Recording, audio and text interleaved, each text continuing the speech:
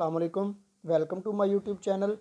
आज हम देखेंगे कि एक्सेल में हम फंक्शन कैसे डिक्लेयर करते हैं और कौन कौन से फंक्शन इस्तेमाल होते हैं। तो चलें लेक्चर स्टार्ट करते हैं। Function are pre defined are built in formula. Function हमारे पास क्या होते हैं? प्री डिफाइंड और बुलेट इन फार्मूला होते हैं, जो पहले से बुलेट होते हैं, हमें खुद नहीं लिखने पड़ते। Different type of function are available in Excel. Excel में मुख्तलिफ फंक्शन है हमारे पास जो अवेलेबल है, हम यूज़ करते हैं। These function can be use for different calculation. मुख्तलिफ कैलकुलेशन के लिए हम फंक्शन इस्तेमाल करते हैं। Function can be located from formula tabs. क्या है? कंप्यूटर में फार्मूला टैब्स का एक फंक्शन बटन है, उस पर हम क्लिक करते हैं तो हमें फंक्शन नज़र आते हैं। या फिर हम क्या करें, or by clicking the insert function करें तो हम खुद से फंक्शन लिख सकते हैं। In formula bar or by typing the function manually, या आप फंक्शन मैनुअली भी टाइप कर सकते हैं। ये देखिए जी, इस तरह की आपके पास स्क्रीन होती है। यहाँ पे आपके पास फार्मूला बार होता है। जब आप इधर क्लिक करते हैं तो ये आपके पास सारे फंक्शन आ जाते हैं।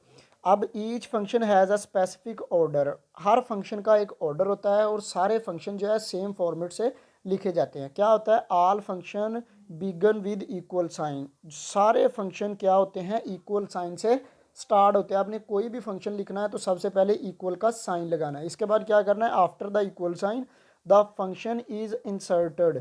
क्या करना है? आपने इक्वल के बाद उस फंक्शन का नाम लिखना है जो फंक्शन आपने डिक्लेयर करना है। आगे हमारे पास then there will be a argument. उसके बाद वो आर्गूमेंट आएंगे जिस पे आपने फंक्शन लगाना है। जैसा कि ये देखें जी, हमारे पास एक तस्वीर है।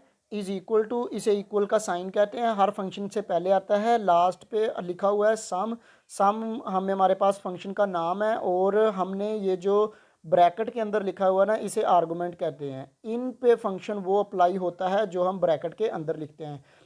इन्हें क्या कहते हैं? An argument is the cell range of cell reference that are enclosed by parenthesis. इस ब्रैकेट के अंदर जो लिखते हैं इसे हम पैरेंथेसिस कहते हैं। पैरेंथेसिस के अंदर सेल का रेफरेंस या सेल की रेंज लिखते हैं कि कहाँ से लेके कहाँ तक उस पर फंक्शन अप्लाई होगा। That are enclosed by, if there is more than one argument separated by column comma. अगर आपने एक से ज़्यादा लिखने हैं तो आप उनके दरमियान कोमा लगाएंगे। ठीक है। सबसे पहले हमारे पास जो फंक्शन है वो सम का है। The sum function add all the number that user specify the argument. ये क्या करता है? ये उन सब नंबर को ऐड करता है जो यूज़र ने उसे स्पेसिफाइज आर्गूमेंट में लिख के देने। Each argument can be a range a cell reference. उनके जैसे ये लिखा हुआ है, ये सम का फंक्शन है। ये हमें क्या करेगा? A3 सेल से लेके A9 सेल तक जितनी भी वैल्यू है इनको क्या कर देगा? ऐड कर देगा। ये नीचे एग्जांपल लिखी हुई है। For example sum is equal sum B5 to B9। अब ये देखें, इधर इन्होंने लिखा भी हुआ है कि B5 से लेके B9 तक जितनी भी वैल्यू है वो इनको सम कर देगा। दूसरे नंबर पे हमारे पास है product. The product function multiplies all the number given as argument and return the product. ये क्या करेगा? सब नंबर को मल्टीप्लाइज करेगा और इनका जो प्रोडक्ट है वो उसमें आ जाएगा। नीचे एग्जांपल लिखी हुई है, ये देखें। इक्वल तो सब में आना है, उसके बाद फंक्शन का नाम, और मैंने किस किस को मल्टीप्लाई करना है? A1 को A2 के साथ। ये देखें लिखी हुई है वैल्यू। A1 में 43 है, A2 में 42 है। तो इनको मल्टीप्लाई करके जो भी वैल्यू आएगी वो नीचे इसमें लिखी हुई है। तीसरे नंबर पे हमारे पास जो फंक्शन है वो है एवरेज का। अब हमें पता है एवरेज क्या होती है कि जब बहुत ज़्यादा वैल्यू हमारे पास होती है, उनमें से हम एवरेज फाइंड करते हैं, तो हम एवरेज का फंक्शन इस्तेमाल करते हैं। Average function return the average arithmetic mean of the argument. क्या रिटर्न करता है? ये नंबर की एवरेज बताता है। If the range B1 to B5 contain number that the formula. ये हमारे पास उसका क्या है? फॉर्मूला लिखा है। ये देखें जी, इधर लिखा हुआ है। मैंने 1 2 3 4 5 नंबर लिए हैं। 5 नंबर पे एवरेज फाइंड करनी है तो मैं सिंपली लिख दूंगा इज इक्वल एवरेज, और क्या करूंगा?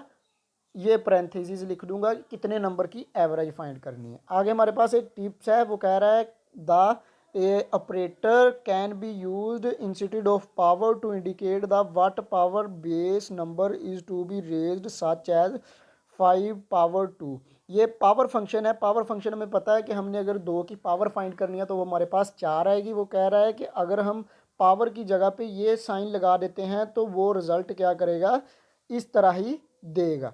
Power function return the result of number raise to a power. Power function हमारे पास उस नंबर की पावर देता है जो हम उसको रेज करके लिखते हैं। ये कैसे लिखेंगे हम, ये देखें जी, इक्वल साइन, पावर और नंबर और पावर।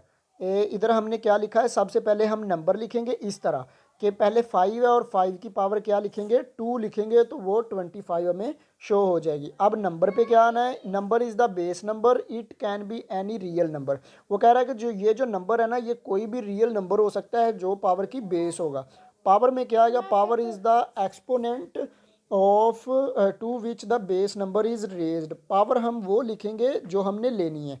इधर एक एग्जांपल लिखी हुई है, मैंने लिखा है जी इज़ इक्वल टू पावर 55 की पावर 3। अब 55 की जो पावर 3 है ना, उसको वो पावर करेगा, जितना जवाब आएगा वो उसमें दे देगा। अब एक आपके लिए टिप्स लिखी है, इफ़ नंबर इज़ नेगेटिव। वो कह रहा है कि अगर किसी नंबर, कोई नंबर नेगेटिव है जिसकी आप पावर ले रहे हैं, स्क्वायर रूट फंक्शन।